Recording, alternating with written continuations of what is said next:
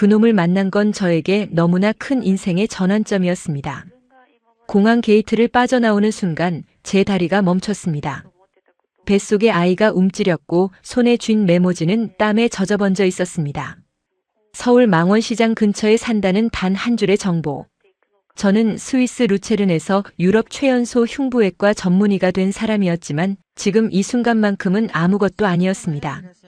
임신 8개월 배를 안고 혼자서 낯선 나라에 서 있는 한 여자일 뿐이었습니다. 인천공항 밖으로 쏟아지는 차가운 바람이 얼굴을 스쳤을 때 문득 이런 생각이 들었습니다. 내가 지금 미친 짓을 하고 있는 건가? 하지만 뒤돌아갈 수는 없었습니다. 제가 찾아야 할 사람은 이 도시 어딘가에 있었고 이 아이의 아빠는 아직 아무것도 모르고 있었으니까요. 당신이라면 모든 것을 버리고 이 선택을 할 수 있었겠습니까? 본 영상은 스토리를 재구성한 이야기입니다. 구독과 좋아요는 구독자님께 행운을 드립니다.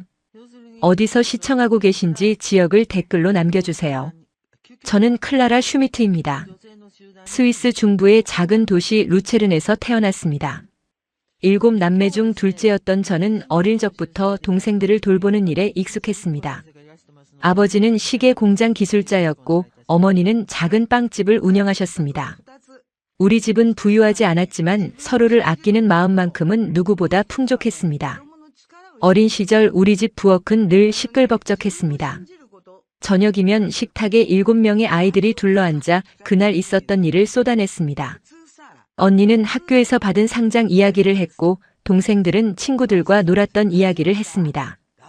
아버지는 조용히 웃으시며 우리 이야기를 들어주셨고 어머니는 따뜻한 빵을 구워주셨습니다. 저는 그 시간들이 좋았습니다. 비록 좁은 집에서 동생들과 한 방을 써야 했고 새 옷을 자주 사입지 못했지만 우리에게는 사랑이 있었습니다. 아버지는 늘 말씀하셨습니다. 클라라, 돈은 없어도 가족은 있다. 그게 제일 중요한 거란다. 그때는 그 말의 의미를 완전히 이해하지 못했습니다. 하지만 지금은 압니다. 가족이 얼마나 소중한지를요. 제 인생이 완전히 바뀐 건 13살 때였습니다. 막내 동생 마르쿠스가 선천성 심장질환으로 세상을 떠났습니다. 8살이었던 마르쿠스는 늘 활발한 아이였습니다. 저를 따라다니며 언니, 언니하고 불렀고 제 손을 잡고 학교에 가곤 했습니다. 그런 마르쿠스가 어느 날 갑자기 쓰러졌습니다. 병원으로 급히 옮겼지만 소용없었습니다. 의사 선생님은 심장이 너무 약했다고 했습니다. 수술을 해도 성공 확률이 낮다고 했습니다. 가족들은 기도했지만 마르쿠스는 결국 눈을 뜨지 못했습니다. 장례식 날 저는 병원 복도에서 울고 있던 어머니의 모습을 보았습니다. 어머니는 무릎을 꿇고 바닥에 주저앉아 울고 계셨습니다. 평생 그렇게 우시는 모습을 본 적이 없었습니다. 아버지도 언니도 동생들도 모두 울었습니다. 저는 그날 결심했습니다. 언젠가 제가 의사가 되어서 누군가의 막내 동생을 살려내겠다고요. 다시는 이런 슬픔을 겪는 가족이 없도록 하겠다고요. 공부는 쉽지 않았습니다. 의대 입학을 위해 밤새 책상 앞에 앉아있던 날들이 수없이 많았습니다.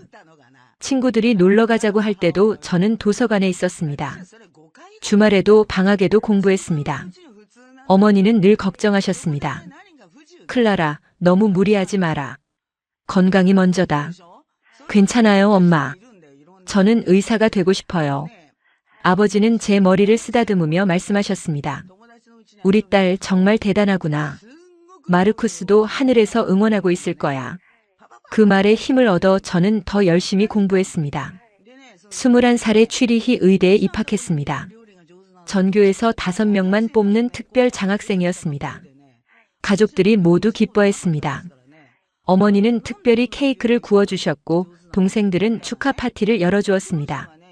의대 생활은 더 힘들었습니다. 해부학, 생리학, 병리학, 수많은 과목들을 공부해야 했습니다. 밤을 새우는 일이 일상이었고 시험은 끝이 없었습니다. 하지만 저는 포기하지 않았습니다. 특히 흉부외과에 관심이 많았습니다. 심장, 폐, 가슴 안의 장기들을 다루는 분야였습니다. 마르쿠스를 살리지 못한 것이 늘 마음에 걸렸기 때문입니다. 교수님들은 제 열정을 알아봐 주셨습니다. 클라라, 자네는 훌륭한 외과 의사가 될 거야. 감사합니다, 교수님. 하지만 기술만으로는 부족해. 환자를 사랑하는 마음이 있어야 해. 저는 그 말을 가슴에 새겼습니다. 29살에 유럽 최연소 흉부외과 전문의가 되었습니다. 학회에서는 제 발표를 듣기 위해 사람들이 몰려들었고 병원에서는 제 수술 성공률이 화제였습니다. 스위스 의학계에서는 촉망받는 젊은 의사로 알려졌습니다. 신문에도 제 이야기가 실렸습니다. 루체른의 천재 여의사, 유럽 최연소 전문의 달성. 가족들이 자랑스러워했습니다. 아버지는 신문을 오려서 액자에 넣어 거실에 걸어두셨습니다. 어머니는 친구들에게 자랑하셨습니다. 하지만 성공이 행복을 보장하지는 않았습니다. 병원에서 돌아오면 텅 빈 아파트가 저를 기다렸습니다. 취리히 시내의 깨끗한 원룸이었지만 집이라는 느낌은 들지 않았습니다. 냉장고에는 차가운 샐러드와 요거트뿐이었고 저녁은 늘 혼자 먹었습니다. 창밖을 보면 가족들이 함께 걷는 모습이 보였습니다. 아이들이 뛰어놀고 부부가 손을 잡고 산책하는 모습. 저는 그 모습을 보며 외로움을 느꼈습니다. 동료들은 주말이면 가족과 시간을 보냈지만 저에게는 그런 사람이 없었습니다. 연애를 할 시간도 마음의 여유도 없었습니다. 데이트 신청을 받은 적도 있었지만 항상 수술 일정을 핑계로 거절했습니다. 32살이 되던 해봄이었습니다. 언니가 전화를 걸어왔습니다. 결혼 10주년 기념으로 가족 모임을 한다는 소식이었습니다. 저는 수술 일정을 핑계로 거절했습니다. 사실 가기 싫었던 건 아니었습니다. 다만 행복한 가족들 사이에서 혼자인 제 모습을 마주하기가 두려웠던 것입니다. 언니는 실망한 목소리로 말했습니다. 클라라, 넌 일만 하니? 가족도 중요해. 미안해, 언니. 다음에는 꼭 갈게. 그래, 알았어. 건강 챙기고. 전화를 끊고 나서 후회가 밀려왔습니다. 그날 밤 병원 옥상에 올라갔습니다. 루체른 호수가 달빛에 반짝이고 있었습니다. 어린 시절 가족들과 함께 놀러 갔던 그 호수였습니다. 여름이면 수영을 하고 겨울이면 얼음 위를 걸었던 추억이 떠올랐습니다. 문득 이런 생각이 들었습니다. 나는 무엇을 위해 이렇게 살고 있는 걸까? 성공했다는 말은 들었지만 정작 저는 행복하지 않았습니다. 많은 환자를 살렸지만 정작 제 삶은 공허했습니다. 바로 그 무렵이었습니다. 런던에서 열리는 국제심장외과 학회의 발표자로 초청을 받았습니다. 평소라면 기뻐했을 텐데 이상하게도 마음이 무거웠습니다. 또 다른 무대, 또 다른 박수. 하지만 끝나면 다시 혼자일 제 모습이 눈에 선했습니다. 그래도 거절할 수 없었습니다. 이미 발표 주제도 정해졌고 많은 사람들이 기대하고 있었습니다. 그렇게 저는 런던행 비행기에 올랐습니다. 그때는 몰랐습니다.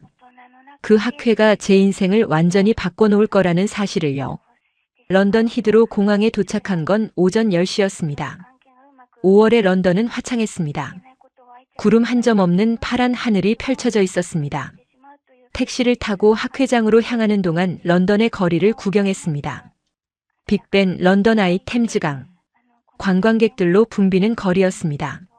학회장은 템즈강 근처의 대형 컨벤션 센터였습니다. 체크인을 마치고 발표 자료를 정리하던 중이었습니다. 노트북을 열고 슬라이드를 다시 한번 확인했습니다. 완벽해야 했습니다. 수백 명의 의사들 앞에서 발표하는 자리였으니까요. 갑자기 복도 쪽에서 비명 소리가 들렸습니다. 살려주세요. 사람들이 웅성거리며 누군가를 둘러싸고 있었습니다. 저는 본능적으로 달려갔습니다. 의사로서의 본능이었습니다. 쓰러진 사람은 60대 남성이었습니다. 얼굴이 창백했고 호흡이 불규칙했습니다. 땀이 흘러내리고 있었고 가슴을 움켜쥐고 있었습니다. 심근경색 증상이었습니다. 심정지 직전 상태였습니다.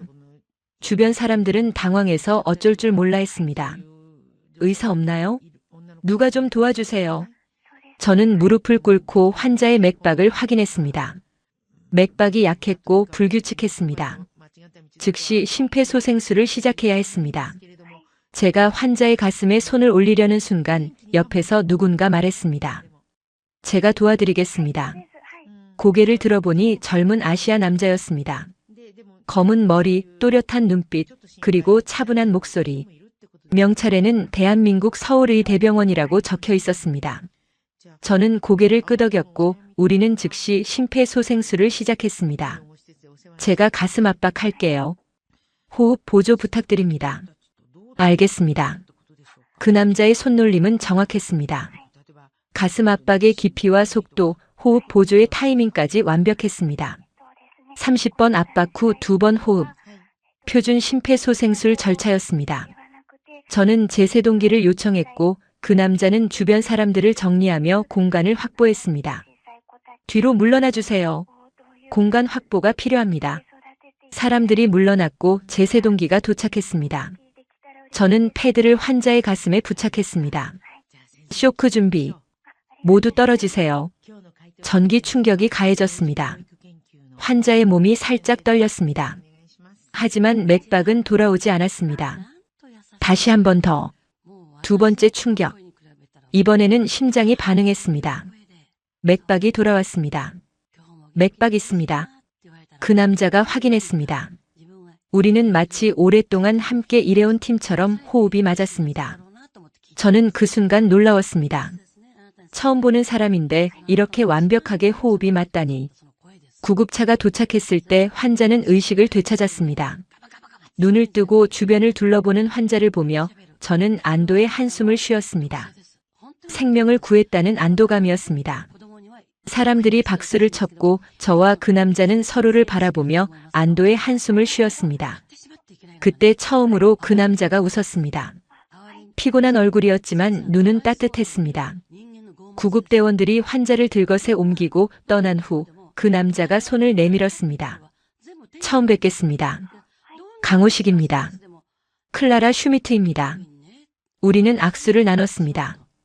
그의 손은 따뜻했습니다. 그리고 단단했습니다. 의사의 손이었습니다. 정말 훌륭하셨어요. 어느 병원에서 오셨나요? 루첼은 종합병원입니다. 흉부외과 전문이에요. 아, 그 유명한 클라라 슈미트 선생님이시군요. 오늘 발표하시죠? 네, 맞아요.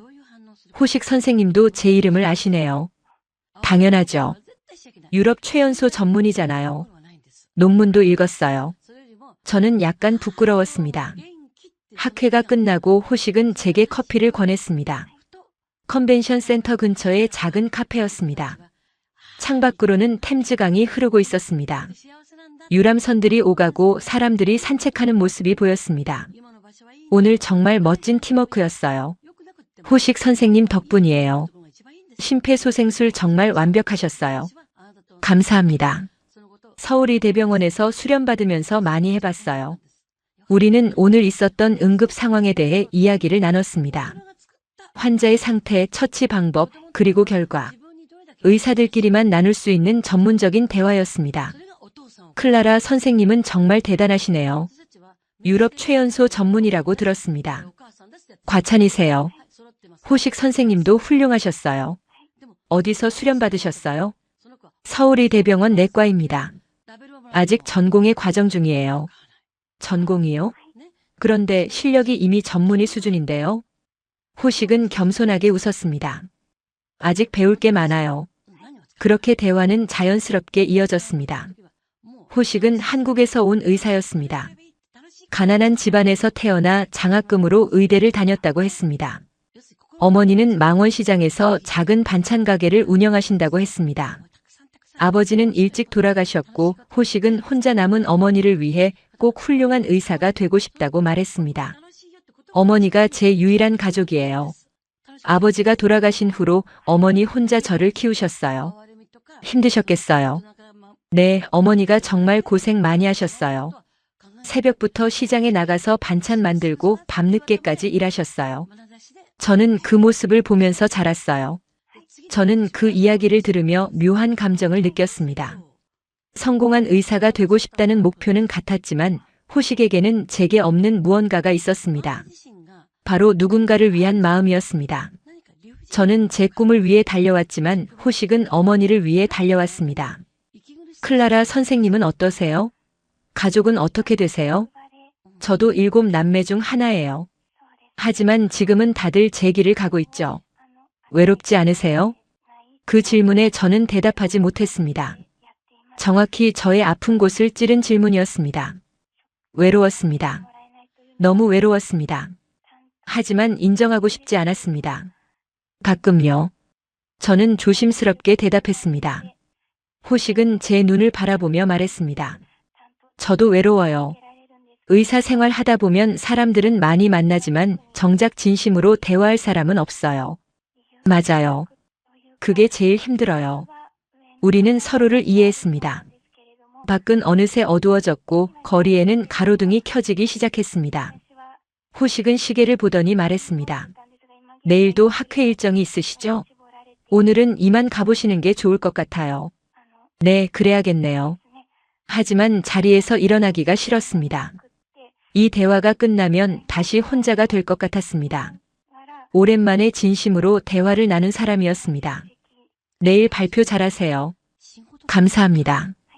호식 선생님도 좋은 시간 되세요. 우리는 카페 밖에서 헤어졌습니다. 하지만 걸어가다가 호식이 뒤를 돌아봤습니다. 클라라 선생님. 네. 혹시 내일 발표 끝나고 시간 되시면 저녁 어떠세요? 저는 잠시 망설였습니다. 하지만 거절할 이유가 없었습니다. 좋아요. 호식이 환하게 웃었습니다. 그날 밤 저는 호텔 방에서 잠을 이루지 못했습니다. 계속 호식의 얼굴이 떠올랐습니다. 그의 따뜻한 눈빛, 차분한 목소리, 그리고 진심 어린 대화. 오랜만에 느끼는 설렘이었습니다. 다음 날 학회 발표는 성공적이었습니다. 제 연구 결과에 많은 사람들이 관심을 보였고 질의응답 시간도 길어졌습니다. 하지만 저는 계속 객석을 훑어봤습니다. 호식이 있을까 싶어서였습니다. 그런데 정말로 호식이 뒷자리에 앉아 있었습니다. 눈이 마주치자 호식이 엄지를 치켜 세웠습니다. 저는 미소를 지었습니다. 그리고 더욱 자신감 있게 발표를 이어갔습니다. 발표가 끝나고 많은 사람들이 질문을 했습니다. 슈미트 박사님, 이 수술법의 성공률이 어떻게 되나요? 현재까지 95%입니다. 합병증은요? 5% 미만입니다. 대부분 경미한 수준이고요. 질문은 계속 이어졌습니다. 저는 하나하나 성실하게 답변했습니다. 의학학회에서는 이런 질의응답이 중요했습니다. 다른 의사들의 의견을 듣고 서로 배울 수 있는 시간이었으니까요. 1시간 정도 지나서야 질의응답이 끝났습니다. 발표가 완전히 끝나고 호식이 다가왔습니다. 정말 대단하셨습니다. 저도 언젠가 저렇게 발표할 수 있을까요? 물론이죠. 호식 선생님도 충분히 하실 수 있어요. 감사합니다. 그런데, 네, 아직 저녁 약속 기억하시죠? 저는 웃었습니다. 물론이죠. 우리는 다시 함께 걸었습니다. 이번에는 템즈강을 따라 걸었습니다. 런던 브리지가 멀리 보였고 유람선들이 강 위를 오갔습니다. 날씨는 흐렸지만 마음은 이상하게 따뜻했습니다. 강변에는 벤치가 있었고 우리는 잠시 앉아서 쉬었습니다. 런던은 처음이에요? 아니요, 몇 번 와봤어요. 학회 때문에요. 저도요. 하지만 이렇게 천천히 걸어본 건 처음이에요. 왜요? 늘 바빴거든요. 학회 가서 발표하고 호텔 돌아가서 자고 다음날 공항 가고. 그게 전부였어요. 저도 마찬가지였습니다. 의사 생활을 하면서 많은 도시를 다녔지만 정작 그 도시를 즐긴 적은 없었습니다. 늘 바쁘게 움직였고 혼자였습니다. 클라라 선생님, 혹시 시간 되시면 저녁 어떠세요? 좋아요. 우리는 작은 이탈리아 식당에 들어갔습니다. 운하 옆에 아담한 식당이었습니다. 촛불이 켜져 있었고 재즈 음악이 흘러나왔습니다. 분위기가 좋았습니다. 파스타와 와인을 주문했습니다. 음식이 나오는 동안 우리는 계속 대화를 나눴습니다.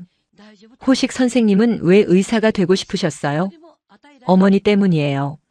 어머니요? 네, 어머니가 아프셨을 때 병원비가 없어서 제때 치료를 못 받으셨어요. 그 모습을 보면서 생각했어요.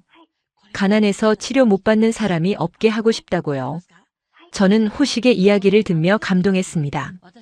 그래서 언젠가 무료 진료소를 만들고 싶어요. 가난한 사람들도 치료받을 수 있는 곳이요. 멋진 꿈이네요. 클라라 선생님은요? 왜 의사가 되셨어요?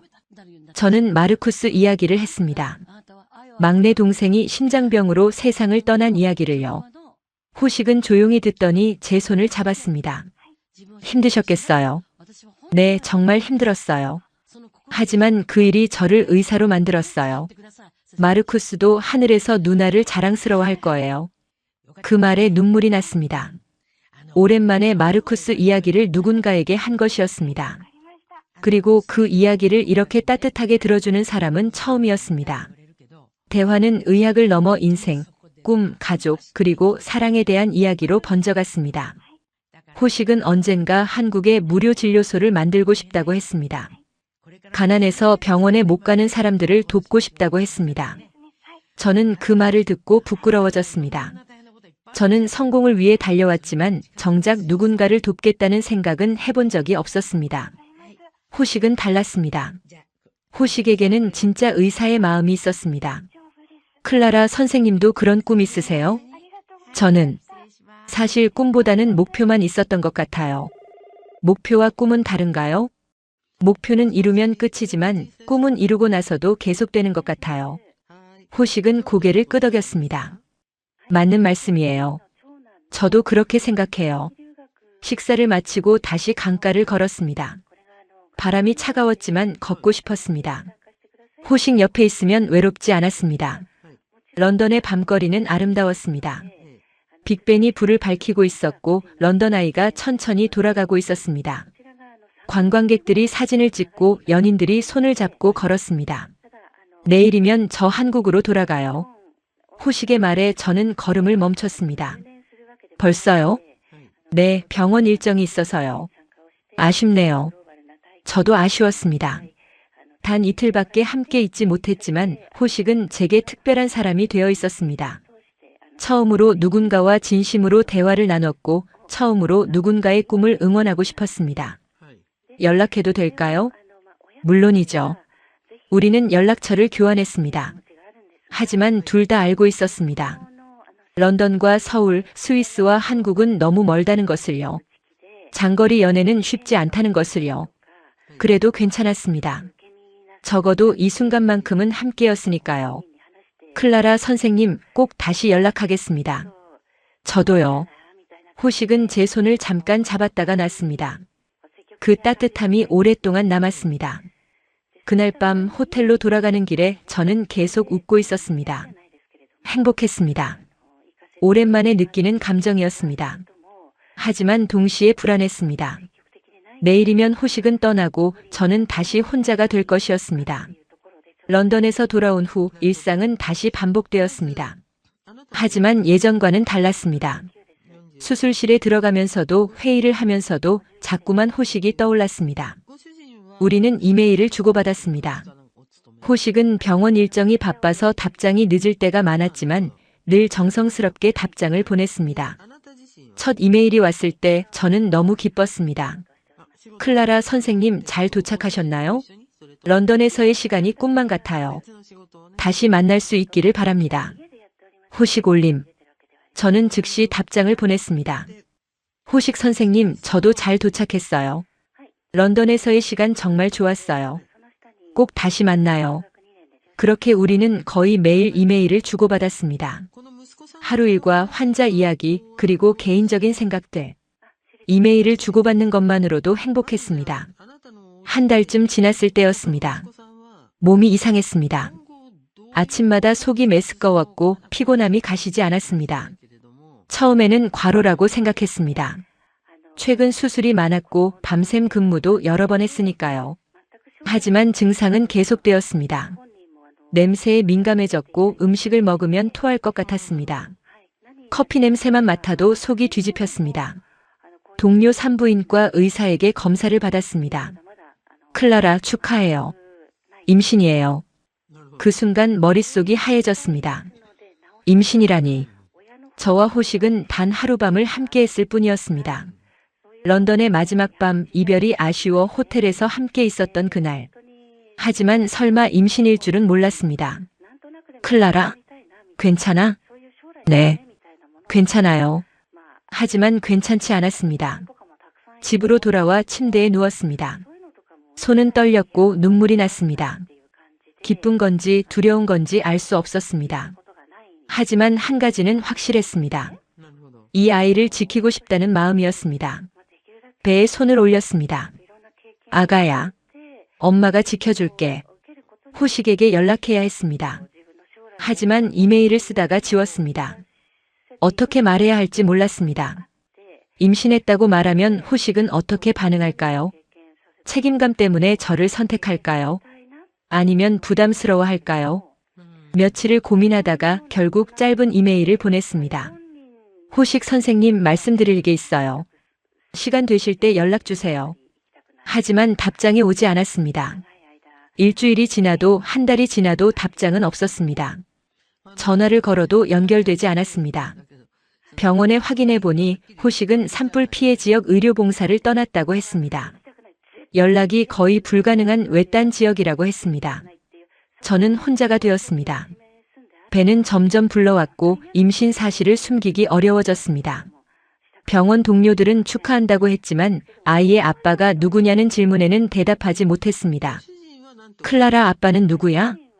그냥 먼 곳에 있는 사람이에요. 연락은 돼? 지금은 안 돼요. 동료들은 걱정스러운 표정을 지었습니다. 임신 3개월이 되었을 때 첫 초음파 검사를 받았습니다. 화면에 작은 심장 박동이 보였습니다. 깜빡깜빡 뛰는 작은 심장. 그 순간 눈물이 났습니다. 우리 아기, 의사 선생님이 말했습니다. 건강한 아기예요. 축하해요. 감사합니다. 집으로 돌아와 초음파 사진을 들여다봤습니다. 작은 점 같은 아기. 하지만 분명히 살아있었습니다. 제 안에서 자라고 있었습니다. 아가야, 엄마가 꼭 지켜줄게. 아빠도 곧 만날 수 있을 거야. 임신 5개월이 되었을 때 태동을 느꼈습니다. 뱃속에서 아기가 움직이는 느낌. 처음에는 장이 움직이는 건가 싶었는데 점점 분명해졌습니다. 아기가 발로 차는 느낌이었습니다. 아가야, 엄마야. 느껴져? 아기는 또 움직였습니다. 저는 울었습니다. 행복해서, 외로워서, 두려워서. 복잡한 감정이었습니다. 임신 6개월이 되었을 때 결심했습니다. 한국으로 가야겠다고. 호식을 찾아가야겠다고. 이 아이의 아빠에게 진실을 말해야겠다고. 설령 호식이 저를 거부하더라도 적어도 알 권리는 있었습니다. 가족들에게 말했습니다. 한국으로 가려고요. 어머니가 놀라서 물었습니다. 미쳤니? 임신한 몸으로? 가야 해요. 이 아이의 아빠가 거기 있어요. 언니가 말했습니다. 클라라, 너무 위험해. 출산이 얼마 안 남았잖아. 괜찮아요. 꼭 가야 해요. 아버지가 말씀하셨습니다. 정말 가고 싶은 거냐? 네, 아빠. 그 남자가 정말 좋으냐? 네, 정말 좋아요. 아버지는 한숨을 쉬셨습니다. 그래, 알았다. 내 인생이니까 내가 결정해라. 하지만 조심해라.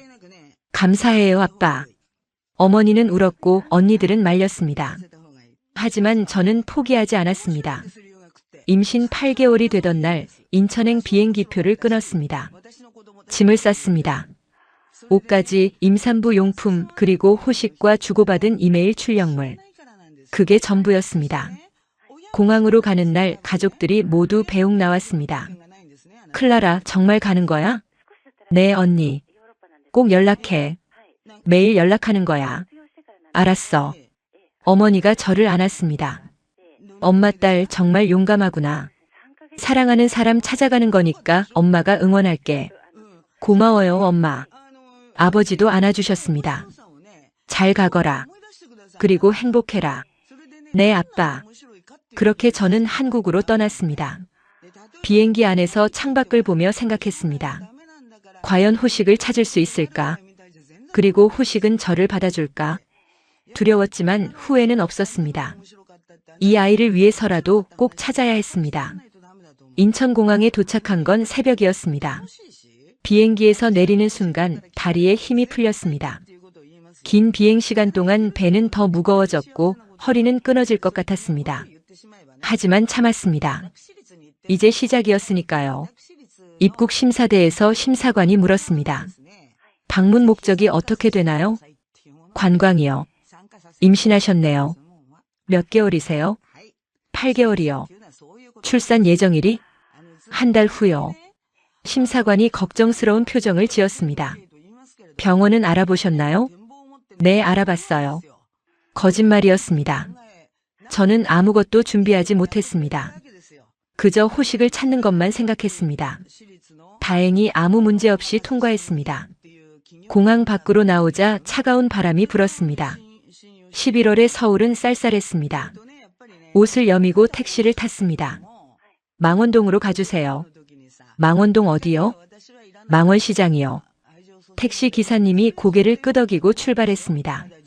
창밖으로 서울의 모습이 보였습니다. 높은 빌딩들, 넓은 도로, 그리고 수많은 차들. 스위스와는 완전히 다른 풍경이었습니다. 더 크고 더 빠르고 더 복잡했습니다. 1시간쯤 지나서 망원동에 도착했습니다. 여기 망원시장이에요. 감사합니다. 택시에서 내려 주변을 둘러봤습니다. 작은 시장이 있었고 골목길이 이어져 있었습니다. 이른 아침인데도 시장은 활기찼습니다. 상인들이 가게를 열고 손님들이 장을 보러 오고 있었습니다. 저는 배낭을 메고 걷기 시작했습니다. 하지만 어디서부터 시작해야 할지 몰랐습니다. 망원시장이 이렇게 클 줄은 몰랐습니다. 수십 개의 가게가 있었고 골목길은 미로처럼 얽혀 있었습니다. 게스트하우스를 찾았습니다. 시장 근처의 작은 게스트하우스였습니다. 방은 좁았지만 깨끗했습니다. 침대에 짐을 내려놓고 앉았습니다. 몸은 피곤했지만 잠이 오지 않았습니다. 창밖을 내다봤습니다. 낯선 도시, 낯선 거리, 낯선 사람들. 저는 정말로 이곳에 혼자 와 있었습니다. 호식 씨, 어디 계세요? 다음 날 아침 망원시장으로 갔습니다. 시장은 아침부터 사람들로 북적였습니다. 아주머니들이 장바구니를 들고 다니고 상인들이 큰 소리로 손님을 불렀습니다. 싱싱한 고등어. 오늘 아침에 들어온 거예요. 배추김치 맛보고 가세요. 저는 반찬 가게를 찾아다녔습니다. 하지만 반찬 가게가 한두 개가 아니었습니다. 시장 전체에 10개가 넘는 반찬 가게가 있었습니다. 하나씩 들어가서 물어봤습니다. 저기요, 혹시 강호식이라는 사람 아세요? 강호식? 누구요? 의사예요. 이 근처에 산다고 들었어요. 글쎄요, 모르는데요.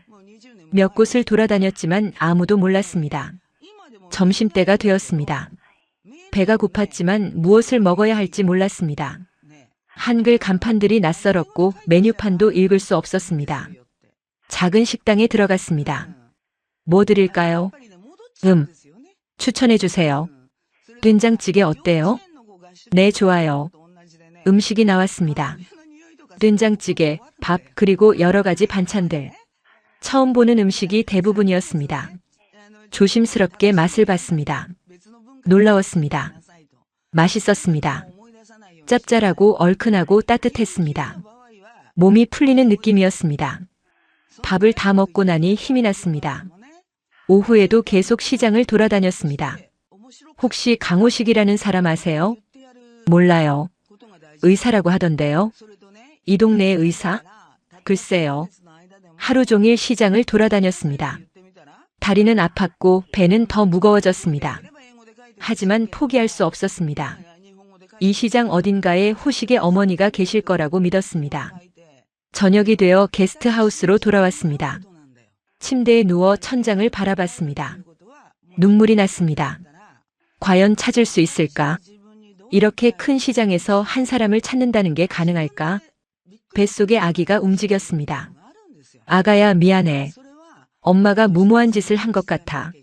하지만 포기할 수 없었습니다. 내일 다시 찾아봐야 했습니다. 이틀째, 사흘째도 마찬가지였습니다.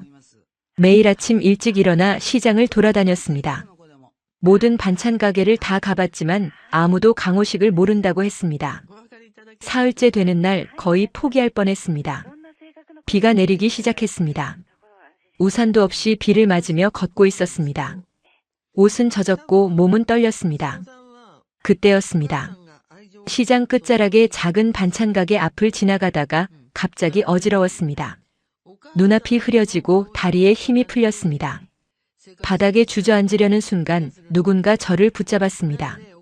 아가씨, 괜찮아요? 고개를 들어보니 50대쯤 되어 보이는 여자분이었습니다. 죄송해요. 잠깐 어지러워서. 임신한 몸으로 왜 이렇게 돌아다녀요? 비까지 맞고. 어서 들어와요. 그분은 저를 가게 안으로 데려갔습니다. 작은 의자에 앉히고는 물을 주셨습니다. 따뜻한 물이었습니다. 마시는데 눈물이 났습니다.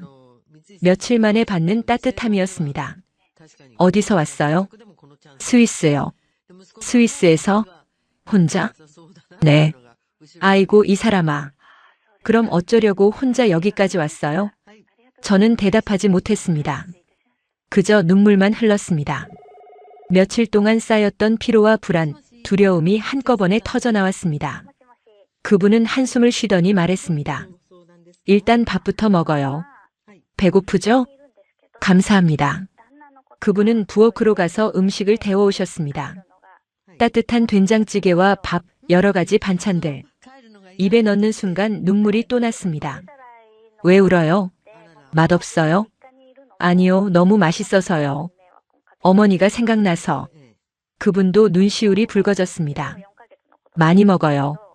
두 사람 먹어야 하니까. 저는 눈물을 닦으며 밥을 먹었습니다. 루체른의 어머니가 해주시던 음식이 생각났습니다. 따뜻한 부엌이 떠올랐습니다. 밥을 다 먹고 나자 그분이 물었습니다. 맛있어요? 네, 정말 맛있어요. 그럼 다행이네. 근데 진짜 왜 여기까지 온 거예요? 임신한 몸으로 혼자 외국까지. 저는 조심스럽게 말했습니다. 사실은 사람을 찾고 있어요. 누구요? 강호식이라는 사람이요. 그 순간 그분의 표정이 굳었습니다. 손에 들고 있던 컵이 떨렸습니다. 뭐라고요? 강호식이요. 혹시 아세요? 그분은 천천히 뒤를 돌아 벽을 가리켰습니다. 거기에는 가족 사진이 걸려 있었습니다. 그리고 그 사진 속에 호식이 있었습니다. 의사 가운을 입고 환하게 웃고 있는 호식의 모습이었습니다. 저분이 제 아들인데요. 제 심장이 멎는 것 같았습니다. 정말요? 네. 저는 강미자예요. 호식이 엄마. 드디어 찾았습니다. 며칠 동안 찾고 또 찾던 사람. 호식의 어머니를 드디어 만났습니다. 하지만 미자 씨의 얼굴은 차갑게 굳어 있었습니다. 어떻게 우리 아들을 알아요? 런던에서 만났어요. 학회에서.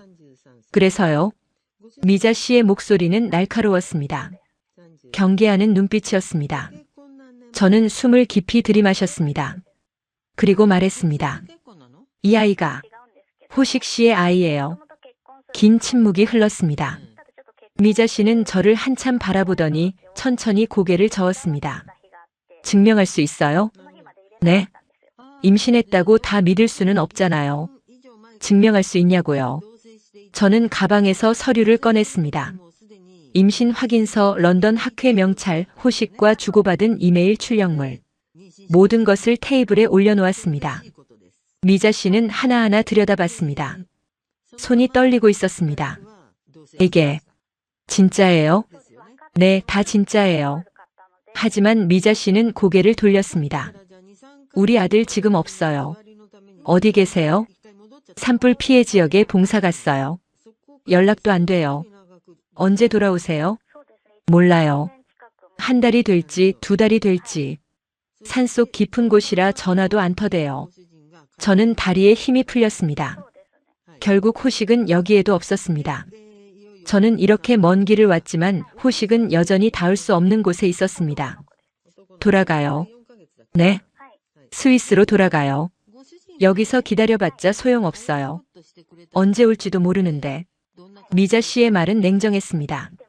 하지만 저는 고개를 저었습니다. 못 가요. 이 아이를 낳을 때까지는 못 가요. 왜요? 왜 이렇게까지 해요? 이 아이의 아빠가 여기 있으니까요. 호식 씨에게 알려줄 권리가 있어요. 미자 씨는 한숨을 쉬었습니다. 아가씨, 난 당신이 거짓말하는 건지 진짜인지 모르겠어요. 세상에 이런 사람도 다 있네. 우리 아들 의사 됐다고 이런 식으로. 아니에요. 저는 정말 하지만 우리 아들은 그런 애가 아니에요. 무책임하게 여자 임신시키고 도망가는 그런 애가 아니라고요. 저도 알아요. 호식 씨가 어떤 사람인지 알아요. 그래서 이 아이를 낳기로 한 거예요. 호식 씨라면 좋은 아빠가 될 거라고 믿었어요. 미자 씨는 더 이상 아무 말도 하지 않았습니다. 그저 창밖을 바라보며 눈물을 흘렸습니다. 나가주세요. 오늘은 여기까지만 하죠. 미자 씨, 제발 나가주세요. 저는 일어섰습니다. 몸이 무거웠고 마음은 더 무거웠습니다. 그날 밤 게스트하우스로 돌아와 침대에 누웠습니다. 모든 것이 잘못된 것 같았습니다. 미자 씨는 저를 믿지 않았고 호식은 연락이 안 됐습니다. 저는 혼자였고 출산일은 다가오고 있었습니다. 아가야, 엄마가 미안해. 엄마가 너무 무모했나 봐. 하지만 다음 날 아침 다시 그 반찬 가게로 갔습니다. 미자 씨는 놀란 표정으로 저를 봤습니다. 왜 또 왔어요? 기다릴게요. 호식 씨가 올 때까지. 여기서요? 네, 여기서요. 미자 씨는 한숨을 쉬었습니다. 미쳤네, 정말. 하지만 쫓아내지는 않았습니다. 그날부터 저는 매일 그 반찬 가게에 갔습니다. 미자 씨는 저를 쫓아내지 않았습니다. 하지만 말도 걸지 않았습니다. 저는 가게 앞 의자에 앉아서 하루를 보냈습니다. 때로는 미자 씨가 반찬을 담아주면 받아 먹었고, 때로는 그냥 앉아 있었습니다. 시장 사람들이 물었습니다. 미자 씨, 저 외국 여자 누구예요? 몰라요. 그냥 배고픈가 봐요. 미자 씨는 그렇게 대답했습니다. 하지만 저는 알았습니다. 미자 씨가 조금씩 마음을 열고 있다는 것을요. 아침마다 따뜻한 물을 주었고 점심때면 밥을 주었습니다. 한 주가 지났습니다.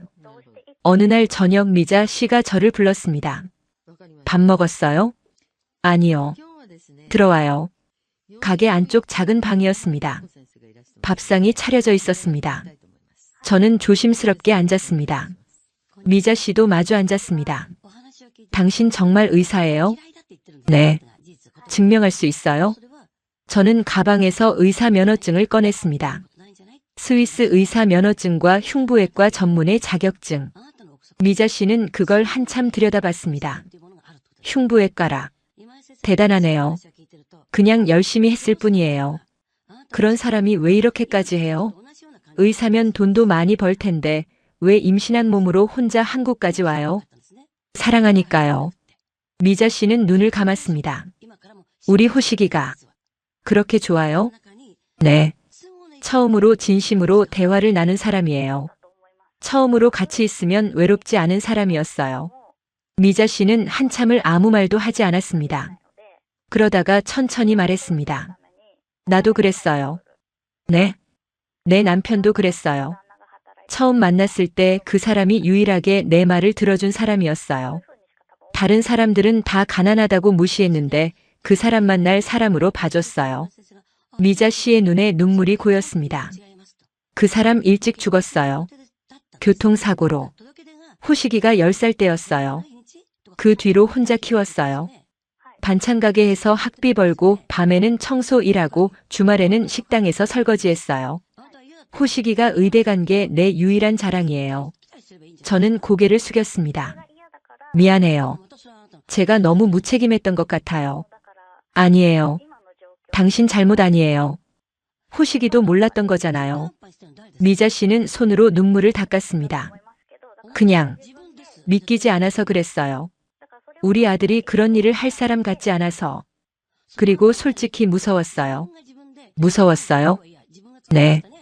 당신이 진짜면 호식이가 책임져야 하잖아요. 의사 되려고 그렇게 고생했는데 갑자기 애가 생기면 어떻게 하나. 그런 생각했어요. 저는 호식 씨에게 부담 주고 싶지 않아요. 그냥 알려주고 싶었을 뿐이에요. 미자 씨는 제 손을 잡았습니다. 당신 진짜 착하네요. 이렇게까지 올 정도면. 아니에요. 호식이가 당신을 좋아했나 봐요. 우리 아들 평소에 여자 얘기 한 번도 안 하는데 런던 다녀온 후에 계속 웃고 다녔거든요. 정말요? 네. 뭔가 좋은 일 있냐고 물어봤더니 그냥 좋은 사람 만났대요. 그게 당신이었구나. 저는 눈물이 났습니다. 그럼 정말로. 미자 씨는 제 배를 바라봤습니다. 그리고 천천히 손을 뻗어 제 배에 올렸습니다. 내 손주. 그 순간 아기가 움직였습니다. 미자 씨의 눈이 커졌습니다. 지금. 네, 움직였어요. 미자 씨는 울음을 터뜨렸습니다. 그리고 저도 함께 울었습니다. 두 사람은 한참을 그렇게 울었습니다. 미안해요, 클라라 씨. 내가 당신을 오해했어요. 괜찮아요. 이제부터는 내가 챙길게요. 우리 손주 엄마잖아요. 감사합니다, 어머니. 그날부터 우리는 가족이 되었습니다. 그날부터 모든 것이 달라졌습니다. 미자 씨는 저를 딸처럼 대했습니다. 게스트하우스를 빼고 가게 위층 작은 방으로 이사했습니다. 방은 좁았지만 따뜻했습니다. 미자 씨가 직접 이불을 깔아주고 베개를 정리해 주었습니다. 여기서 지내요. 혼자 있으면 안 되니까. 감사합니다. 당연한 거예요. 내 손주 엄마인데. 그리고 이제부터 어머니라고 불러요. 네. 어머니. 그렇게 저는 한국에서의 새로운 생활을 시작했습니다. 아침이면 미자 씨가 아침밥을 차려주었습니다. 된장찌개, 김치, 계란말이, 그리고 따뜻한 밥. 저는 매일 아침 이 밥을 먹으며 행복했습니다. 스위스에서는 혼자 시리얼을 먹거나 빵을 먹었는데 여기서는 매일 차려진 밥상이 있었습니다. 많이 먹어요. 두 사람 먹어야 하니까. 네, 잘 먹겠습니다. 미자 씨는 제가 밥을 먹는 모습을 흐뭇하게 바라봤습니다. 우리 클라라, 이제 살 좀 쪄야 해. 너무 말랐어. 스위스에서는 늘 바빠서 제대로 못 먹었어요. 여기서는 내가 매일 챙겨줄 테니까 걱정 마요. 한국 음식이 처음에는 낯설었지만 점점 익숙해졌습니다. 김치의 매운맛, 된장찌개의 구수한 맛, 밥의 따뜻한 맛. 모든 것이 좋았습니다. 낮에는 시장 사람들과 인사를 나눴습니다. 처음에는 다들 저를 신기하게 쳐다봤습니다. 하지만 미자 씨가 소개해주자 모두 친절했습니다. 미자 씨 며느리래요. 어머, 외국 사람인데? 그래도 사람 참 착해요. 며칠 동안 여기서 호식이 기다렸대요. 진짜? 대단하네. 시장 사람들은 저에게 한국어를 가르쳐 주었습니다. 과일 가게 아주머니는 사과, 배, 귤 이름을 알려주었고 생선 가게 아저씨는 고등어, 갈치, 오징어를 구분하는 법을 가르쳐 주었습니다. 클라라 씨, 이거 고등어예요. 고도어. 아니, 고등어. 등어. 고등어. 그래요, 잘했어요. 이거는 갈치. 갈치. 갈치. 사람들은 제가 한국어를 할 때마다 박수를 쳐주었습니다. 마치 아이를 가르치듯이 친절하게 알려주었습니다. 떡집 할머니는 제게 인절미를 주셨습니다. 임산부는 떡 먹어야 해. 자, 먹어봐. 감사합니다. 맛있어? 네, 정말 맛있어요. 그럼 됐어. 매일 와서 먹어. 채소 가게 아저씨는 제게 신선한 야채를 골라주었습니다. 클라라 씨, 이 배추가 제일 좋아요. 미자 씨한테 가져가요. 감사합니다. 뭐가 고마워. 우리 동네 사람인데. 저는 감동했습니다. 이 사람들은 저를 외국인으로 보지 않았습니다. 같은 동네 사람으로 가족으로 대해주었습니다. 미자 씨는 저를 병원에 데려갔습니다. 산부인과 검진이었습니다. 의사 선생님은 아기가 건강하다고 했습니다. 하지만 출산 예정일이 한 달도 남지 않았다고 했습니다. 보호자는 누구세요? 제가 보호자입니다. 미자 씨가 대답했습니다. 의사 선생님은 고개를 끄덕이며 저를 보았습니다. 많이 걸으시고 스트레스 받지 마세요. 순산하실 거예요. 감사합니다. 병원에서 나오며 미자 씨가 말했습니다. 우리 호식이 돌아오면 깜짝 놀랄 거예요. 호식 씨, 언제쯤 오실까요? 곧 올 거예요. 기다려봐요. 호식이가 연락 없이 이렇게 오래 있는 건 처음이에요. 분명 곧 올 거예요. 저는 고개를 끄덕였습니다. 저녁이면 미자 씨와 이야기를 나눴습니다. 호식의 어린 시절 이야기, 아버지의 이야기, 그리고 미자 씨 본인의 이야기. 저는 그 이야기들을 들으며 호식을 더 잘 알게 되었습니다. 호식이는 착한 애예요. 어릴 때부터 동생들 챙기고 친구들 도와주고 의사가 되겠다고 했을 때 난 믿었어요. 이 애는 정말 좋은 의사가 될 거라고. 저도 그렇게 생각해요. 클라라 씨도 의사라며요? 네, 흉부외과 전문이에요. 그럼 우리 손주는 의사 집안 아이네. 할머니는 반찬가게 하지만 반찬가게도 훌륭한 일이에요. 사람들에게 맛있는 음식을 주잖아요. 미자 씨는 웃었습니다. 그렇게 생각해줘서 고마워요. 어느 날 저녁 미자 씨가 물었습니다. 클라라 씨, 한국이 어때요? 좋아요. 정말 좋아요. 뭐가 좋아요? 사람들이요. 다들 따뜻해요. 스위스에서는 이런 거 못 느꼈어요. 미자 씨는 고개를 끄덕였습니다. 우리 한국 사람들은 원래 그래요. 정이 많거든요. 남일을 내 일처럼 생각하고 어려운 사람 보면 못 지나쳐요. 좀 오지랖 넓다고 할 수도 있지만 그게 우리 장점이에요. 스위스에서는 그렇지 않았어요. 거기는 어땠는데요? 사람들이 친절하긴 한데 거리가 있었어요. 서로 선을 넘지 않으려고 조심했어요. 개인의 삶을 존중한다고 하지만 사실은 관심이 없는 거였어요. 하지만 여기는 달라요. 사람들이 제게 관심을 가져주고 챙겨주고 걱정해줘요. 미자 씨는 제 손을 잡았습니다. 그럼 한국에서 살면 되잖아요. 호식이랑 결혼하고 여기서 사는 거예요. 정말 그래도 될까요? 물론이죠. 우리 손주 낳고 여기서 행복하게 사는 거예요. 저는 눈물이 났습니다. 감사합니다, 어머니. 뭐가 고마워요? 가족인데. 그날 밤 저는 처음으로 편안하게 잠들었습니다. 한국에 온 지 2주가 지났을 때 한의원에 갔습니다. 미자 씨가 데려간 곳이었습니다. 시장 근처의 작은 한의원이었습니다. 한의사 선생님은 제 맥을 짚어보고 말했습니다. 기가 많이 약하시네요. 피로가 쌓였어요. 출산 준비를 위해 뭐 해야 할까요? 한약을 지어드릴게요. 그리고 침도 맞으세요. 저는 처음 한약을 먹어봤습니다. 쓰지만 몸이 따뜻해지는 느낌이었습니다. 침도 처음이었습니다. 바늘이 무섭기는 했지만 신기하게도 몸이 편해졌습니다. 한국 의학도 대단하네요. 미자 씨가 웃으며 말했습니다. 우리나라 한의학은 오랜 전통이 있어요. 믿고 따라와요. 그날부터 일주일에 2번씩 한의원에 다녔습니다. 어느 날은 시장 사람들이 모여서 작은 파티를 열어주었습니다. 클라라 씨 환영회예요. 테이블에는 음식이 가득했습니다. 떡볶이, 튀김, 순대, 김밥, 과일. 저는 감동해서 눈물이 났습니다. 여러분 정말 감사합니다. 뭐가 고마워요? 우리 동네 사람인데. 다들 웃었습니다. 그날 밤 저는 일기를 썼습니다. 오늘 시장 사람들이 환영회를 열어주었다. 너무 감사하고 행복하다. 이곳 사람들은 나를 가족처럼 대해준다. 호식을 아직 못 만났지만 이미 이곳이 내 집 같다. 아가야, 너는 정말 좋은 곳에서 태어날 거야. 한 달이 지난 어느 날 아침이었습니다. 저는 부엌에서 설거지를 하고 있었습니다. 미자 씨가 가게를 보러 내려갔고 저는 혼자 집안일을 하고 있었습니다. 배는 더 불러왔고 움직이기 힘들었지만 가만히 있을 수는 없었습니다. 미자 씨가 저를 이렇게 챙겨주는데 저도 뭔가 도와야 한다고 생각했습니다. 현관문이 열리는 소리가 들렸습니다. 엄마, 다녀왔습니다. 그 목소리에 저는 멈췄습니다. 호식이었습니다. 그 목소리를 잊을 수 없었습니다.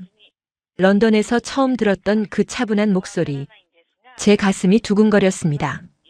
천천히 고개를 들어 뒤를 돌아봤습니다. 거실 입구에 호식이 서 있었습니다.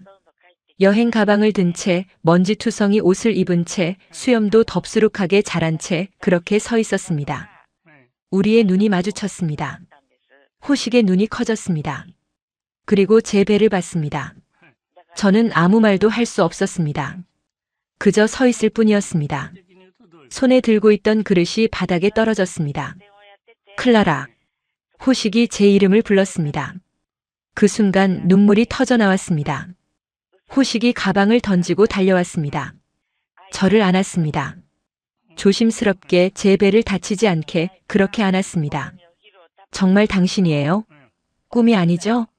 네, 저예요. 어떻게 여기까지 온 거예요? 이게 무슨 일이에요? 당신을 찾으러 왔어요. 호식은 울고 있었습니다. 저도 울었습니다. 두 사람은 한참을 그렇게 서 있었습니다. 계단에서 발소리가 들렸습니다. 미자 씨가 올라왔습니다. 그리고 우리를 보더니 웃었습니다. 이제야 왔구나. 엄마, 이게 어떻게 된 거예요? 클라라가 왜 여기 있어요? 내가 런던에서 만난 사람 아니냐?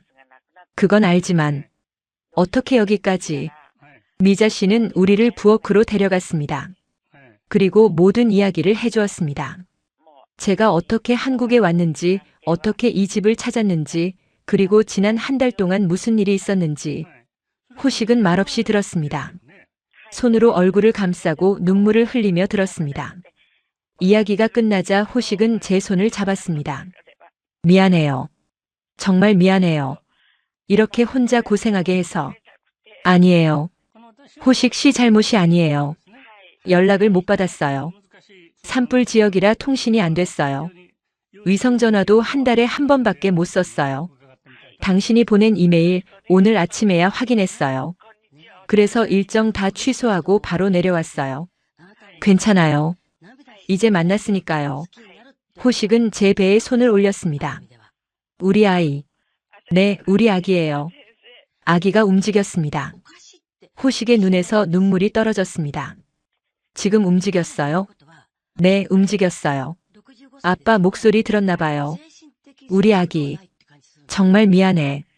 아빠가 몰랐어. 알았으면 당장 달려갔을 텐데. 미자 씨가 두 사람을 바라보며 말했습니다. 이제 됐다. 가족이 다 모였네. 호식아, 씻고 와라. 밥 차려줄게. 네, 엄마. 호식은 샤워를 하고 나왔습니다. 깨끗한 얼굴로 새 옷을 입고 런던에서 봤던 그 호식이었습니다. 아니, 더 성숙해 보였습니다. 우리는 함께 밥을 먹었습니다. 미자 씨가 정성껏 차린 밥상이었습니다. 된장찌개, 불고기, 각종 반찬들. 호식은 계속 저를 바라봤습니다. 정말 꿈만 같아요. 저도요. 클라라, 고마워요. 여기까지 와줘서. 나를 찾아줘서. 저야말로 고마워요. 미자 씨가 웃으며 말했습니다. 이제 그만 먹고 둘이 얘기 좀 해요. 나는 가게 볼게. 네, 엄마. 미자 씨가 내려가고 우리 둘만 남았습니다. 호식이 제 손을 잡았습니다. 클라라, 할 말이 많아요. 저도요. 먼저 사과하고 싶어요. 런던 이후에 제대로 연락 못해서. 그리고 이렇게 혼자 고생하게 해서. 아니에요. 호식 씨 잘못 아니에요. 아니에요. 제 책임이에요. 제가 더 신경 썼어야 했어요. 호식은 제 배를 쓰다듬었습니다.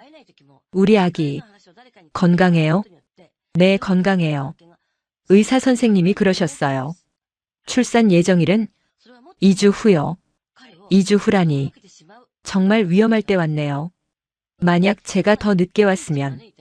호식은 말을 잇지 못했습니다. 괜찮아요. 지금 왔잖아요. 우리는 한참을 이야기했습니다.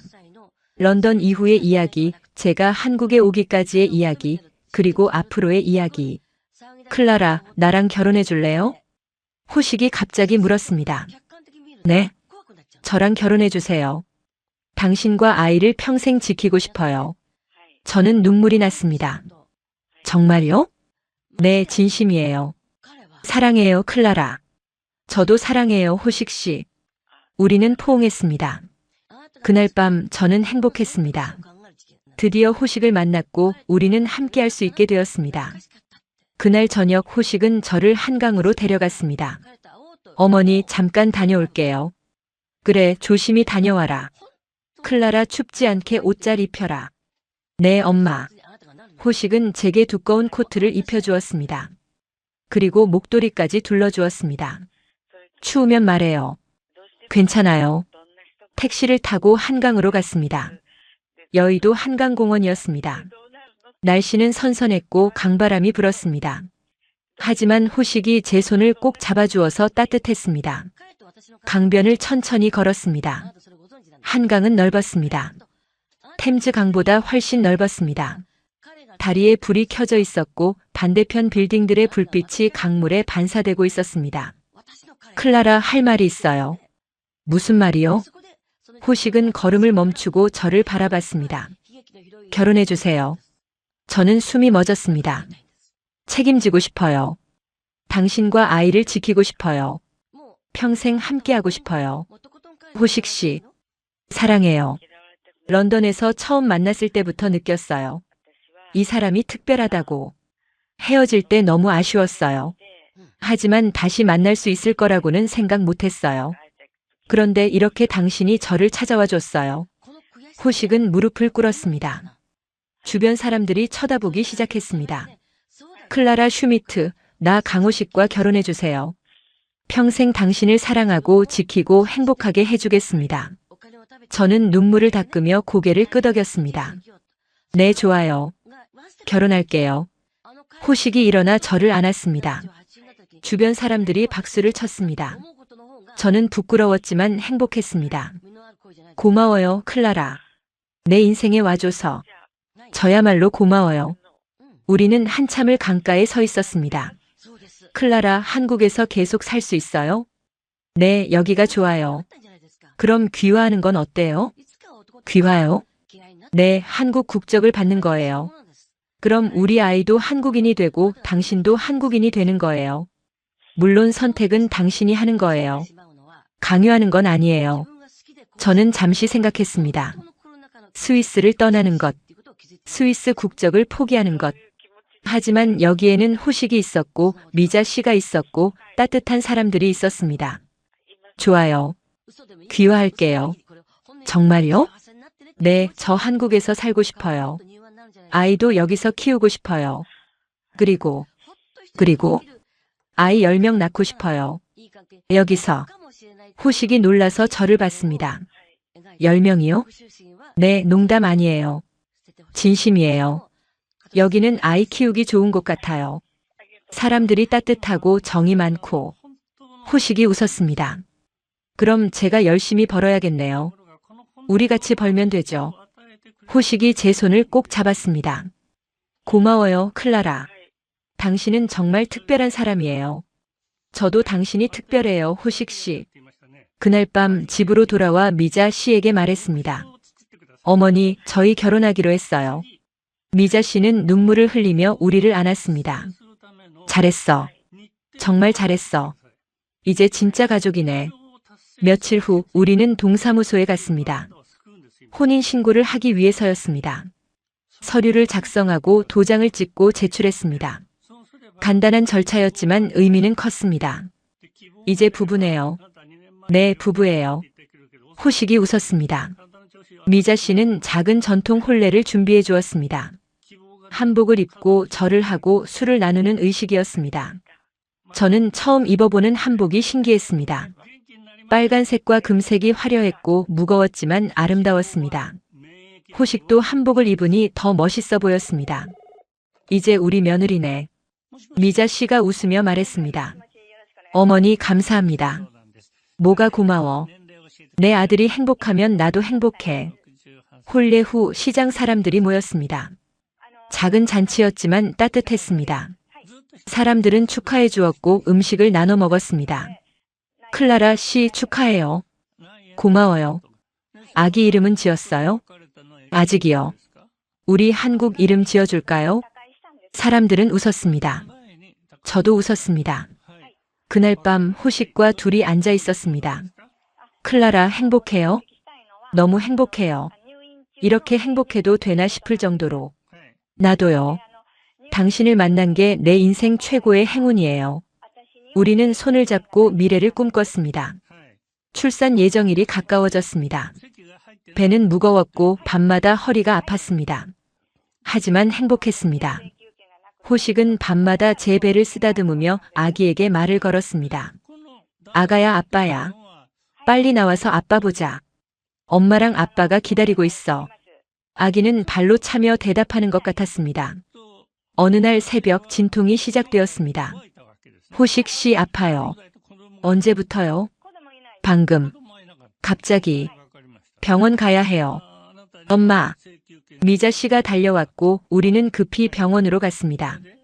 강남의 큰 산부인과 병원이었습니다. 호식이 미리 예약해둔 곳이었습니다. 저는 분만실로 옮겨졌고 호식은 제 손을 잡았습니다. 괜찮아요. 내가 옆에 있어요. 아파요. 조금만 참아요. 곧 만날 수 있어요. 진통은 길었습니다. 시간이 얼마나 지났는지 알 수 없었습니다. 땀이 흘렀고 숨이 가빠졌습니다. 하지만 포기하지 않았습니다. 호식의 손을 꼭 잡고 버텼습니다. 힘내요, 클라라. 조금만 더. 의사 선생님의 목소리가 들렸습니다. 간호사들이 분주하게 움직였습니다. 힘주세요. 조금만 더. 저는 있는 힘껏 힘을 주었습니다. 그리고 마침내 아기의 울음소리가 들렸습니다. 으앙. 세상에서 가장 아름다운 소리였습니다. 축하합니다. 건강한 남자아이예요. 간호사가 아기를 안겨주었습니다. 작고 빨갛고 눈을 감고 있는 우리 아이. 저는 아기를 안고 울었습니다. 호식도 울었습니다. 우리 아들. 네, 우리 아들이에요. 아기는 작은 손을 움직였습니다. 그 손이 제 손가락을 꼭 잡았습니다. 아가야, 엄마야. 드디어 만났구나. 미자 씨가 분만실로 들어왔습니다. 손주. 내 손주.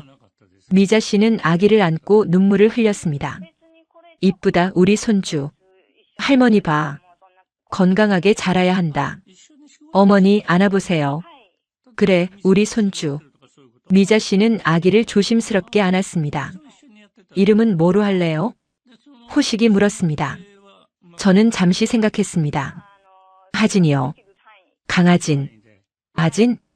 네, 하늘처럼 강하고 진실하라는 뜻이에요. 하늘의 하, 진실의 진. 호식은 고개를 끄덕였습니다. 좋아요. 강하진. 정말 좋은 이름이에요. 미자 씨가 아기를 들여다보며 말했습니다. 하진아, 할머니야. 건강하게 자라야 한다. 할머니가 맛있는 거 많이 해줄게. 아기는 작은 손을 움직였습니다. 우리는 모두 웃었습니다. 병실로 옮겨진 후 친구들과 시장 사람들이 찾아왔습니다. 축하해요. 아기 정말 예쁘네요. 엄마 닮았어요. 아니, 아빠 닮았어요. 사람들은 선물을 가져왔습니다. 아기 옷, 장난감, 그리고 음식. 병실은 금방 가득 찼습니다. 저는 행복했습니다. 이렇게 많은 사람들이 우리를 축복해주고 있었습니다. 스위스에서는 상상도 못했던 일이었습니다. 며칠 후 퇴원했습니다. 집으로 돌아오니 미자 씨가 방을 새로 꾸며놓았습니다. 아기 침대, 기저귀, 젖병 모든 것이 준비되어 있었습니다. 어머니, 언제 이렇게 준비하셨어요? 아이고, 손주 올 거 알았으니까 미리 준비했지. 다 새 거야. 저는 미자 씨를 꼭 안았습니다. 정말 감사해요. 뭐가 고마워. 가족인데. 그날 밤 하진이가 첫 수유를 했습니다. 작은 입으로 젖을 빠는 모습이 사랑스러웠습니다. 호식은 옆에서 우리를 바라보며 웃었습니다. 우리 가족. 네, 우리 가족이에요. 저는 진심으로 행복했습니다. 밤에 하진이가 울 때마다 일어나서 돌봤습니다. 피곤했지만 행복했습니다. 호식도 함께 일어나서 도와주었습니다. 클라라, 내가 할게요. 당신은 쉬어요. 괜찮아요. 같이 해요. 고마워요. 우리는 번갈아가며 하진이를 돌봤습니다. 시장 사람들도 자주 놀러 왔습니다. 클라라 씨, 아기 좀 봐요. 네, 들어오세요. 아이고, 이쁘다. 우리 하진이. 사람들은 하진이를 보며 좋아했습니다. 할머니가 떡 해왔어. 먹어. 고마워요. 한국에서는 출산 후 미역국을 먹는다고 했습니다. 미자 씨가 매일 미역국을 끓여주었습니다. 많이 먹어야 해. 몸조리 잘해야 해. 네, 어머니. 한 달이 지나고 100일이 다가왔습니다. 저는 조금씩 회복되었고 하진이도 건강하게 자랐습니다. 하진이가 100일이 되던 날이었습니다. 우리는 작은 100일 잔치를 열었습니다. 시장 사람들이 모두 왔고 호식의 친구들도 왔습니다. 병원 동료들도 왔습니다. 하진이는 한복을 입고 돌잔치 상 앞에 앉았습니다. 아니, 정확히는 미자 씨가 앉고 있었습니다. 이제 뭘 잡을까? 사람들이 기대했습니다. 돌잔치 상에는 여러 가지 물건이 놓여 있었습니다. 책, 돈, 실, 청진기, 마이크. 하진이는 잠시 두리번거리다가 청진기를 잡았습니다. 의사네. 의사. 사람들이 박수를 쳤습니다. 호식이 웃으며 말했습니다. 역시 우리 아들. 의사 집안이라 그런가 봐요. 저도 웃었습니다. 하진아, 내가 의사가 되고 싶구나. 미자 씨가 말했습니다. 할머니가 응원할게. 아빠, 엄마처럼 훌륭한 의사 되렴. 그날 저녁 귀화 서류가 도착했습니다. 대한민국 국적 취득 허가서였습니다. 저는 이제 공식적으로 대한민국 국민이었습니다. 이름도 바뀌었습니다. 강클라라. 축하해요, 클라라. 고마워요, 호식 씨. 이제 한국 사람이네요. 네, 한국 사람이에요. 저는 서류를 보며 뭉클했습니다. 스위스에서 태어나 자랐지만 이제는 한국 사람이었습니다. 이 나라에서 아이를 낳았고 가족을 만들었고 새로운 인생을 시작했습니다. 미자 씨가 말했습니다. 이제 우리 진짜 가족이네. 강클라라. 이름 참 예쁘다. 네, 어머니. 며칠 후 방송국에서 연락이 왔습니다. 해외 감동 사연을 다루는 프로그램이었습니다. 우리 이야기를 방송하고 싶다고 했습니다. 어떻게 할까요? 호식이 물었습니다. 해봐요. 우리 이야기가 누군가에게 힘이 될 수도 있잖아요. 그리고 한국이 얼마나 좋은 나라인지 알려주고 싶어요. 그래요. 해보죠. 촬영 날 방송팀이 집으로 왔습니다. 인터뷰가 진행되었습니다. 클라라 씨, 왜 한국에 오기로 결심하셨나요? 저는 잠시 생각했습니다.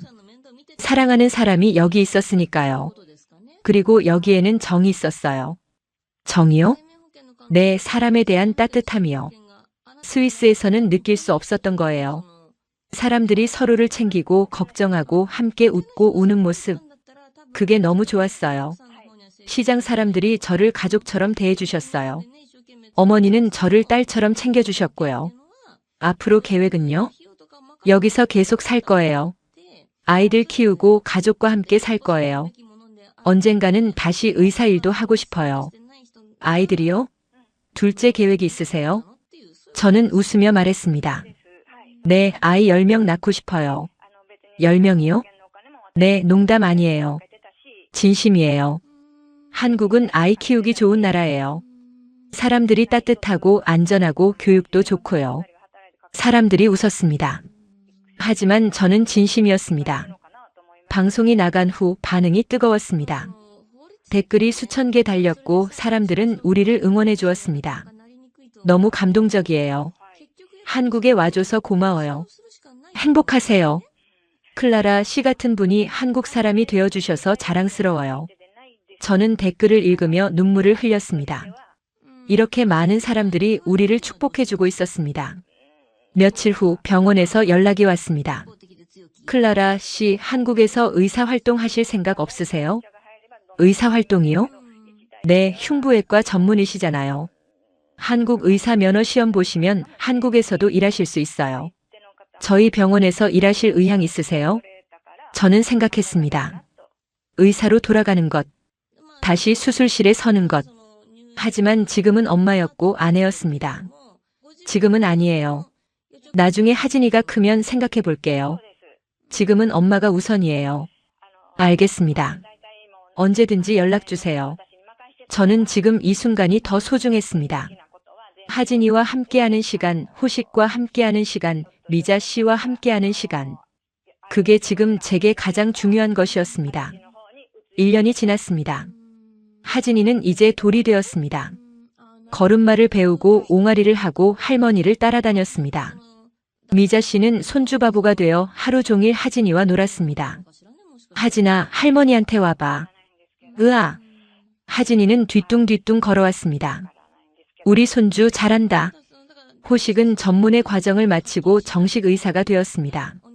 작은 병원에서 일하기 시작했고 주말에는 무료 진료소에서 봉사를 했습니다. 저도 가끔 따라가서 도왔습니다. 클라라, 여기 환자 좀 봐줄래요? 흉부 쪽인데. 네, 갈게요. 우리는 함께 일했습니다. 가난해서 병원에 못 가는 사람들을 도왔습니다. 무료로 진료하고 약도 무료로 주었습니다. 호식의 오랜 꿈이었습니다. 선생님 정말 감사합니다. 괜찮습니다. 건강하세요. 그 모습을 보며 저는 호식을 더 사랑하게 되었습니다. 어느 날 저는 호식에게 말했습니다. 호식 씨 임신했어요. 정말요? 네, 둘째예요. 호식이 저를 안았습니다. 고마워요, 클라라. 우리 가족이 늘어나네요. 저야말로요. 미자 씨가 기뻐하며 말했습니다. 손주가 또 생기네. 좋다, 좋아. 네, 어머니. 10명까지 아직 멀었네. 우리는 웃었습니다. 저는 진심으로 10명을 낳고 싶었습니다. 이 나라에서 이 가족과 함께 아이들을 키우고 싶었습니다. 가을이 왔습니다. 우리는 가족 여행을 떠났습니다. 제주도였습니다. 하진이는 바다를 보고 좋아했고 호식은 사진을 찍었습니다. 여보, 이리 와봐요. 왜요? 저기 좀 봐요. 수평선 너머로 해가 지고 있었습니다. 아름다웠습니다. 예쁘죠? 네, 정말 예뻐요. 호식이 제 손을 잡았습니다. 여기까지 와줘서 고마워요. 제가 더 고마워요. 저를 받아줘서. 사랑해요. 저도 사랑해요. 우리는 해가 질 때까지 서 있었습니다. 하진이는 미자 씨 품에서 잠들어 있었습니다. 그날 밤 저는 일기를 썼습니다. 오늘은 제주도에서 보낸 첫날입니다. 하진이가 바다를 보고 너무 좋아했어요. 호식은 카메라에 담느라 바빴고요. 저는 이 순간이 너무 행복합니다. 2년 전 임신한 몸으로 혼자 한국에 왔을 때는 두려웠어요. 하지만 지금은 달라요. 저에게는 가족이 있고 집이 있고 사랑이 있어요.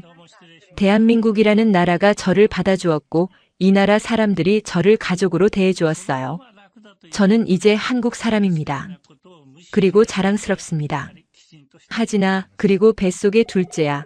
너희들은 정말 좋은 나라에서 태어났단다. 다음 날 아침 미자 씨에게 전화가 왔습니다. 클라라야, 시장 사람들이 다들 보고 싶대. 언제 와? 곧 갈게요, 어머니. 응, 조심히 와. 하진이 잘 챙기고. 네, 어머니. 우리는 서울로 돌아왔습니다. 망원시장에 도착하자 사람들이 반겼습니다. 클라라 씨 왔어요. 하진이 많이 컸네. 둘째 임신했다며요? 축하해요. 저는 행복했습니다. 이 사람들이, 이 시장이, 이 나라가 제 집이었습니다. 저녁에 호식이 물었습니다. 클라라, 후회 안 해요? 뭐가요? 스위스 떠난 거. 의사 그만둔 거. 저는 고개를 저었습니다. 전혀요. 여기가 더 좋아요. 왜요? 여기엔 당신이 있고 어머니가 있고 하진이가 있고 우리 가족이 있으니까요. 그리고 이 나라 사람들이 있어요. 이 따뜻함이 있어요. 호식이 웃었습니다. 나도 행복해요. 당신을 만난 게 내 인생 최고의 행운이에요. 저도요. 우리는 손을 잡고 앉아 있었습니다. 창밖으로는 서울의 불빛이 반짝였습니다. 이 도시가, 이 나라가 이제는 제 고향이었습니다. 어느 날 루체른에서 어머니가 전화를 하셨습니다. 클라라, 잘 지내니? 네, 엄마. 정말 잘 지내요. 하진이는? 건강해요. 걸음마도 잘하고요. 보고 싶구나. 엄마도 한국에 놀러 오세요. 가족들이랑 같이요. 그래야겠구나. 우리 사위도 보고 손주도 봐야지. 그럼 연락 주세요. 제가 준비할게요. 알았어. 사랑한다, 클라라. 저도 사랑해요, 엄마. 전화를 끊고 나서 호식에게 말했습니다. 우리 가족이 한국에 온대요. 정말요? 좋아요. 제대로 모셔야겠네요. 어머니도 만나고 시장도 구경시켜드리고 싶어요. 그래요. 우리 클라라가 얼마나 행복한지 보여드려요. 저는 웃었습니다. 2달 후 스위스 가족들이 한국에 왔습니다. 공항에서 만났을 때 어머니는 저를 꼭 안았습니다. 클라라, 정말 행복해 보이는구나. 네, 엄마. 정말 행복해요. 아버지도 호식과 악수를 나눴습니다. 사위, 잘 부탁하네. 네, 장인어른. 클라라 평생 행복하게 해드리겠습니다. 언니들은 하진이를 안고 좋아했습니다. 우리 조카 정말 예쁘다. 미자 씨도 만났습니다. 어서 오세요. 클라라 친정 어머니시죠? 네, 그동안 클라라 잘 돌봐주셔서 감사합니다. 뭐요? 우리 며느리인데요. 두 어머니는 손을 잡고 웃었습니다. 일주일 동안 서울을 구경시켜드렸습니다. 망원시장도 가고 한강공원도 가고 경복궁도 갔습니다. 가족들은 한국이 좋다고 했습니다. 클라라, 정말 좋은 곳이구나. 사람들도 따뜻하고. 그죠, 엄마? 응, 내가 왜 여기 남고 싶어 했는지 이제 알겠어. 마지막 날 공항에서 헤어질 때 어머니가 말씀하셨습니다. 행복해라, 클라라. 그리고 자주 연락해. 네, 엄마. 사랑해요. 나도 사랑한다. 가족들이 떠나고 우리는 집으로 돌아왔습니다. 저는 강클라라입니다. 스위스에서 왔지만 이제는 한국 사람입니다. 그리고 앞으로도 이곳에서 살아갈 것입니다. 아이들을 키우고 가족을 사랑하고 이 나라와 함께 나이 들어갈 것입니다. 제 이야기는 여기서 끝이 아닙니다. 이제 시작입니다. 새로운 생명이 자라고 있고 새로운 꿈이 피어나고 있습니다. 저는 행복합니다. 그리고 감사합니다. 대한민국의 이 나라 사람들에게 그리고 제 가족에게 여러분도 사랑하는 사람과 함께 행복하시길 바랍니다. 저처럼 용기를 내서 사랑을 선택하시길 바랍니다. 그리고 언젠가 여러분의 이야기도 들려주세요. 저는 여기서 한국에서 기다리고 있겠습니다.